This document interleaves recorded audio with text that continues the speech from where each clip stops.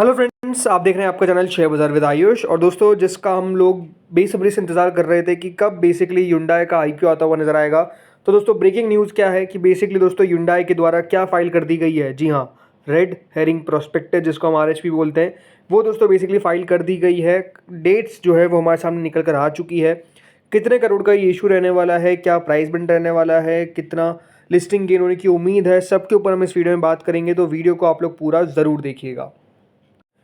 ये फ्रेंड्स आप देख सकते हैं कंपनी का दोस्तों जो आरएचपी है वो बेसिकली रिलीज़ किया गया, और आरएचपी के अंदर कौन कौन सी इंपॉर्टेंट इन्फॉर्मेशन है वो दोस्तों बताई गई है। तो देखिए, साफ पहली बात तो क्या है, पूरा का पूरा दोस्तों एक OFS यानी ऑफर फॉर सेल रहने वाला है। याद रखिएगा, फ्रेश इशू कितना है, सिर्फ ज़ीरो, मतलब कुछ भी नहीं। फ्रेश इशू के अलावा जो ऑफर फॉर सेल है जिसकी हम बात कर रहे हैं, तो देखिए करीबन कंपनी इसमें 142194700 इक्विटी शेयर जो है वो बेसिकली बेचती हुई नजर आएगी। पूरा का पूरा दोस्तों आईपीओ यही है। और इस आईपीओ के अंदर सबसे बड़ी बात क्या है कि अगर आप Hyundai के एम्प्लॉय हैं तो आपके लिए दोस्तों कंपनी ने बेसिकली यहाँ पर रिजर्वेशन रखा है। याद रखिएगा, इस इशू के अंदर 4 कैटेगरीज देखने को मिलेगी, जिसमें एम्प्लॉयज़, QIBs, NIIs और RIIs यानी QIB, HNI, retail plus employ यहाँ पर आपको पैसा लगाते हुए नज़र आएंगे इस इशू के अंदर। यानी कुल मिलाकर 4 कैटेगरीज है जिसके अंदर दोस्तों ये जो इशू है वो बढ़ता हुआ आपको नज़र आएगा। डेट्स आप देख सकते हैं दोस्तों, इस इशू का क्या लिखा हुआ है। एंकर इन्वेस्टर बिडिंग डेट है मंडे October 14, मतलब 14 अक्टूबर को याद रखिएगा। ये जो इशू है ये एंकर इन्वेस्टर्स के लिए ओपन होता हुआ नजर आएगा। देन दोस्तों जो बिड है for the retail QIB, HNI and employ वो स्टार्ट होगी फ्रॉम ट्यूसडे 15/2024, और ये जो क्लोज है वो बेसिकली दोस्तों 17 अक्टूबर को आपको देखने को मिलेगा। तो बेसिकली 15, 16 और 17 3 दिनों के लिए दोस्तों ये जो इशू है वो बेसिकली आपको एक्शन में रहता हुआ नजर आएगा। 3 दिनों तक याद रखिएगा इशू जो है वो हमको काम करता हुआ नजर आएगा। 3 दिनों के बाद ये क्लोज हो जाएगा। इस बात की यहाँ पर दोस्तों कंफर्मेशन जो है वो कंपनी ने दे दी है। अब इसके आगे अगर आप देखेंगे तो यहाँ पर जो कंपनी है उन्होंने कहा है कि हम प्राइस बैंड रिलीज़ करेंगे, बट प्राइस बैंड में निकल कर आ ही चुका है। क्या है, चलिए अब सीधे आपको वो बता देता हूँ। तो यहाँ पर आप देख सकते हैं दोस्तों प्राइस बैंड क्या है। प्राइस बैंड दोस्तों 1865 से लगाकर 1960 का। जी हाँ, प्राइस बैंड जो है वो कंपनी दोस्तों काफ़ी हाई एंड पे रखा, मतलब एक्सपेक्टेशंस शुरुआत में नहीं थी, पर आपको मैंने बीच में इन्फॉर्मेशन बता दी थी कि कंपनी यहाँ पर प्राइस बैंड को थोड़ा सा ऊपर ले जाने के बारे में सोच रही है, और कंपनी ने बिल्कुल वही किया। 1960 पे दोस्तों कंपनी जो है वो अपना आईपीओ लेकर आएगी। अब ये आप साफ कह सकते हैं कि थोड़ा सा मुझे ग्रीडीनेस लगा, मतलब कंपनी चाहती तो इन्वेस्टर्स के लिए जगह छोड़ सकती थी, कंपनी चाहती तो इन्वेस्टर्स के लिए दोस्तों यहाँ पर जगह बनाया जा सकता था, बट आई थिंक वो कंपनी ने नहीं सोचा, और कंपनी ने सोचा कि किस तरीके से OFS का फ़ायदा उठाया जाए। राइट, मतलब ठीक है, मतलब आप कह सकते हैं Hyundai अपने आप में काफ़ी बड़ी कंपनी है, उसमें कोई दिक्कत वाली बात नहीं है, बट अगर इतना बड़ा इशू आ रहा है तो आई थिंक एक बार कंपनी अपने इन्वेस्टर्स के लिए सोच सकती थी, जो अपकमिंग शेयर होल्डर्स उनके बारे में सोच सकती थी, जो आईपीओ में लगा रहा है उनके बारे में सोच सकती थी कि थोड़ी सी जगह रखते ताकि वो भी पैसा बनाए। और डेफिनेटली कंपनी तो बना ही रही है, इसमें तो कोई डाउट नहीं है। राइट, सो एक ब्रीफ में इन्फॉर्मेशन देता हूँ, लेकिन आगे और इंपॉर्टेंट कुछ बात करेंगे। तो देखिए प्राइस बैंड क्या है, 1865 से लगाकर 1960 का।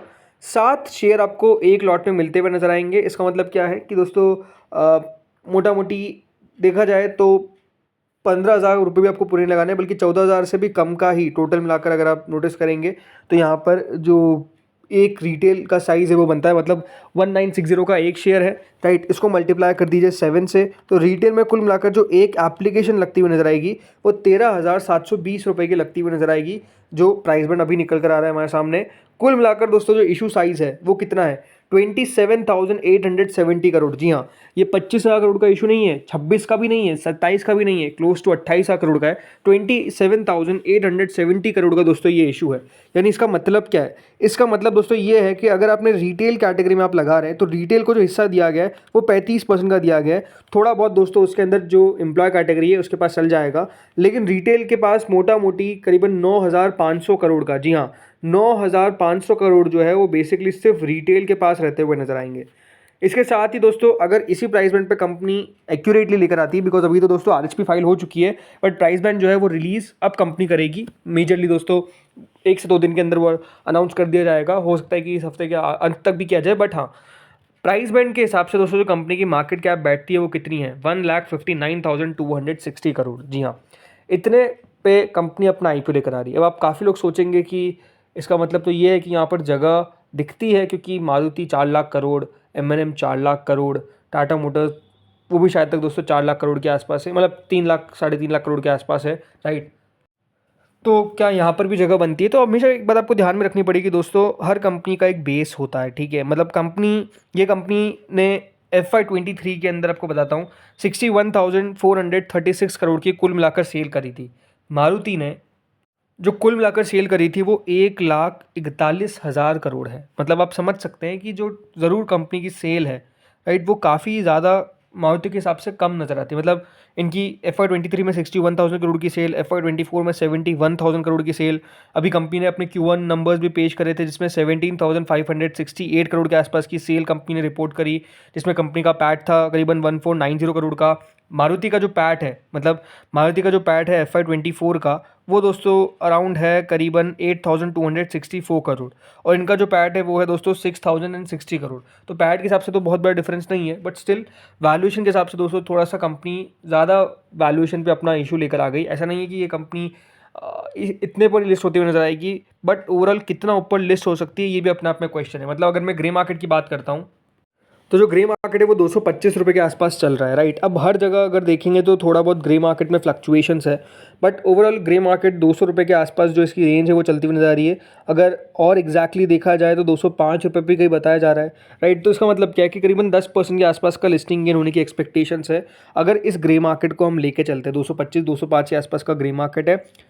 मेरे हिसाब से दोस्तों लिस्टिंग इन कितने हो सकते हैं, मेरे हिसाब से देखिए वैल्यूएशंस का भी मैंने बिल्कुल आकलन पूरा नहीं किया है तो मैं ज़्यादा नहीं कहूँगा, but what I feel is कि देखिए ये इशू वो वाला नहीं है जहाँ पर आपका पैसा डबल होगा। डबल का मतलब क्या, जो बड़े बड़े इशू अभी आ रहे थे जिस तरीके से पैसा बना रहे थे, वैसे डबल तो नहीं होने वाला है। ये बिल्कुल आप सोच के चलिए कि इसमें पैसा मेरा डबल नहीं बनने वाला है।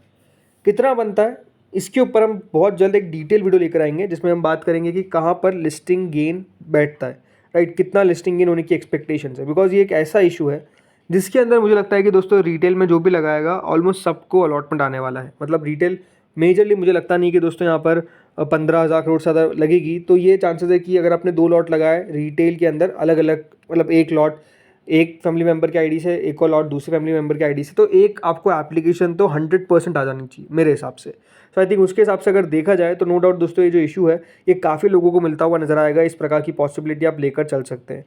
सो लेट्स सी होता क्या है। बाकी Hyundai मोटर ऐसा नहीं है कि कोई छोटी मोटी कंपनी है, सेकंड लार्जेस्ट कार मेकर है आफ्टर मारुति, राइट। तो आप समझ सकते हैं कि कंपनी का मार्केट शेयर तो दमदार है, कंपनी खुद भी दमदार है, बट वी हैव टू सी कि कितनी वैल्यूएशंस मिलती है। ये एक बहुत ज़रूरी बात है, बिकॉज आपको समझना पड़ेगा। दो बातें हैं। पहली बात तो क्या है कि जो करंट मार्केट है, राइट, वो बहुत अच्छा नहीं है। मतलब आज की तेज़ी को अगर हम छोड़ देते तो मार्केट में लगातार आपको एक डाउन ट्रेंड देखने को मिल रहा है, क्योंकि अभी IPO आ चुका है। तो होगा क्या, लिक्विडिटी दोस्तों मार्केट की जाती हुई नजर आएगी, इसमें भी पूरे चांसेस है, राइट।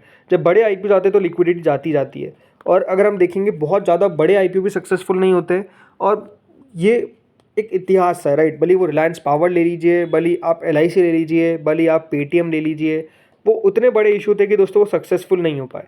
मैं ये नहीं कहता कि आप LIC से इसको कंपेयर करिए या पेटीएम से कंपेयर करिए या फिर रिलायंस पावर से कंपेयर करिए, ऐसा नहीं है। बट द थिंग इज कि देखिए बहुत बड़ा इशू भी कभी कभार मार्केट की लिक्विडिटी खींच लेता है। बट अगेन अभी नेगेटिव नहीं होंगे, बहुत जल्द जैसे मैंने कहा इसके ऊपर मैं डिटेल वीडियो लेकर आऊँगा जिसमें हम बात करेंगे वैल्यूएशंस क्या हो सकती है। बट अभी तो दोस्तों जो सारी इन्फॉर्मेशन है वो आपके साथ मैंने शेयर कर दी है। तो फ्रेंड्स इस वीडियो में इतना ही था। होपफुली आपको वीडियो बढ़िया लगा होगा, अगर लगा तो लाइक कर देना। आप लोग आपका कॉमेंट बताइए कि आपको क्या लगता है Hyundai IPO की जो प्राइस बैंड है वो सही रखी गई है या फिर गलत, बताया कॉमेंट सेक्शन में। Thank you friends for watching this video.